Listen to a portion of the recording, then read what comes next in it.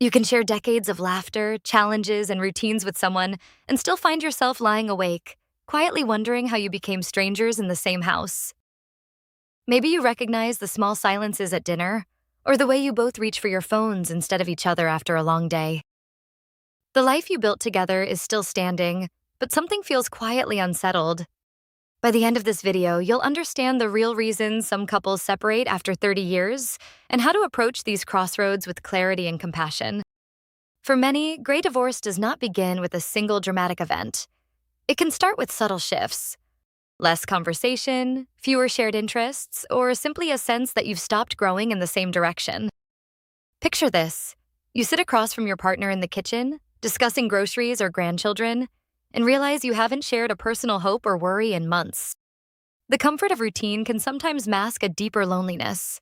One insight is that long-term relationships often survive by adapting, raising children, building careers, caring for aging parents. But when those shared missions fade, couples can discover they have grown apart, quietly and gradually. Another reason is the changing sense of self that often comes with midlife and beyond. As people reflect on what matters most in their remaining years, they may realize their needs or dreams no longer align with their partners. Sometimes a partner's retirement or a major life event brings hidden tensions to the surface. Suddenly, the daily distractions are gone, and what's left is two people who may want very different things from the years ahead. Gray divorce is not proof that anyone has failed, nor does it mean the years together were wasted. It's also not always about betrayal, financial stress, or a lack of love. Sometimes it's about the quiet realization that you want to live differently than you once imagined. It's important to know what gray divorce does not mean. It does not mean one person is always to blame. It does not mean men or women are more likely to leave, or that anyone is selfish for wanting change. Relationships are shaped by two people and the circumstances they face together. If you're experiencing these feelings, you are not alone. Many mature adults find themselves asking whether it's possible to rediscover connection, or whether it's time to let go. Start by asking yourself honest questions. When was the last time you felt truly seen by your partner?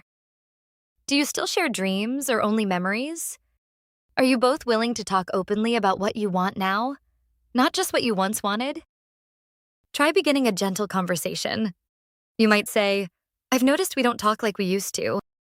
How are you really feeling about us?" Or, "What would make these years feel meaningful for you?" These questions open the door to understanding, not blame. Consider practical steps, too. Sometimes a new shared activity or a short trip can break patterns and spark new conversations. Other times, time apart, whether a solo hobby or a weekend away, can help clarify what you both value. If you find that patience brings only more distance or conversations always end in frustration, it may be time to set a boundary. This could mean seeking out individual or couples counseling, or agreeing to discuss what separation would look like with respect and care. Professional support is not a sign of weakness or failure. It's a way to create space for both people's needs and to avoid making decisions from a place of anger or confusion.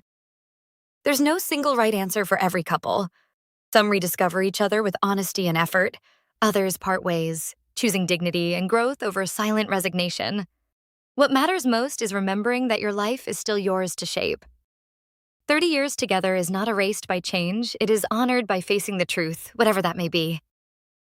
If this helped you see your relationship more clearly, watch the next Veilbreaker video on your screen.